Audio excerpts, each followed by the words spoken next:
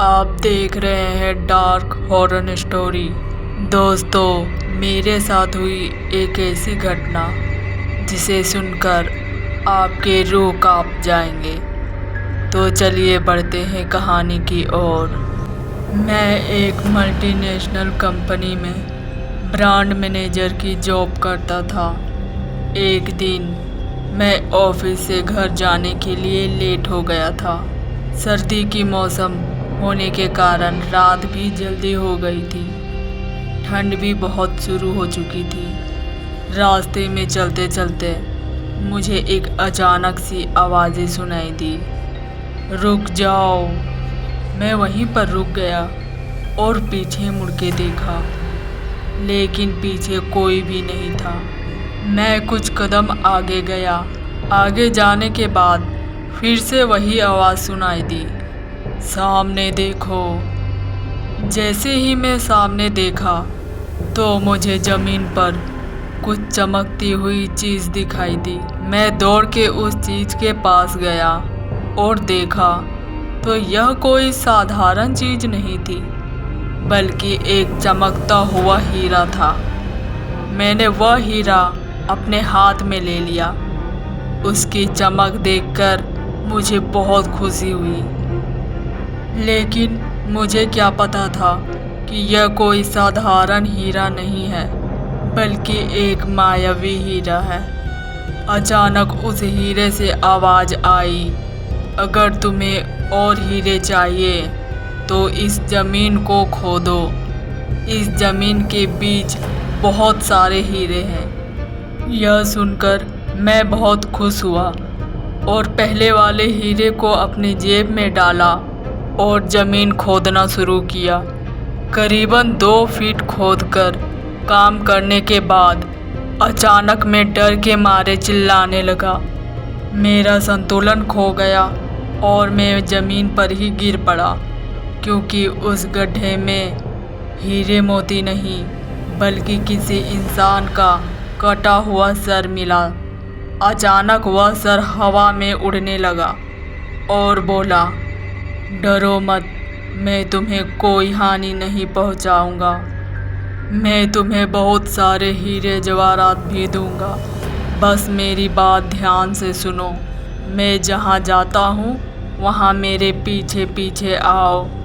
मैं बहुत डरा हुआ था।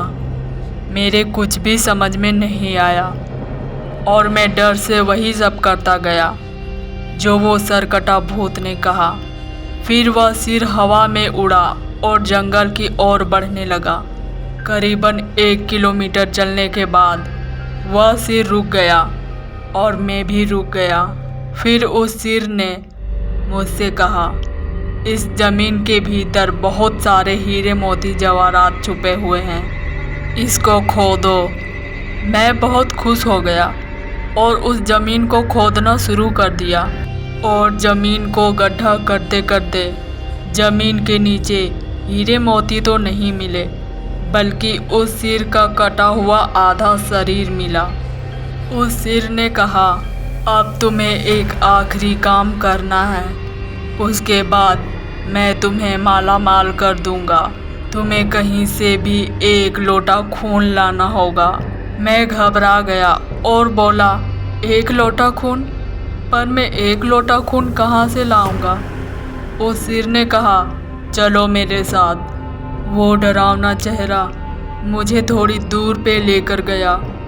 वहाँ उसे एक इंसान को जाते हुए देखा। वो सिर बोला, उस इंसान को मारकर उसका खून लेकर आओ। मैं बहुत डर गया और बोला, नहीं नहीं, यह मुझसे नहीं होगा, मैं यह काम नहीं कर सकता। वो कटा हुआ सर ने कहा, अगर तुमने यह काम नहीं किया तो मैं तुम्हें बहुत बड़ी मुसीबत में डाल दूंगा, फिर तुम्हारी पूरी ज़िंदगी नर्क बन जाएगी। मैं डर गया और हाथ जोड़कर उसे कहा, मुझे माफ़ कर दो। अगर मैं उसे मार दूं तो मुझे पुलिस गिरफ्तार कर लेगी और मुझे जेल जाना पड़ेगा।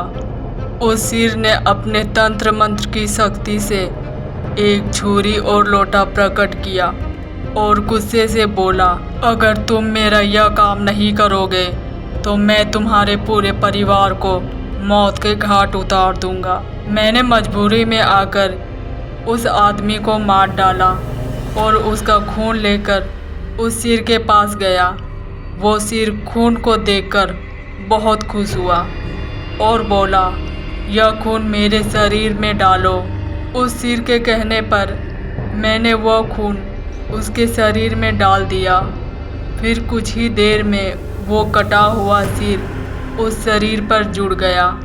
यह सब देखकर मैं बहुत डर गया और अब तो मेरी हालत भी खराब होने लगी थी। जैसे ही वो भूत जिंदा हुआ तो ज़ोर ज़ोर से हंसने लगा और डरावनी आवाज़ में बोला, तुमने बहुत बड़ी गलती कर दी मुझे फिर से जिंदा करके। अब मैं सिर्फ तुम्हें ही नहीं बल्कि इस पूरे शहर को मौत के घाट उतार दूंगा।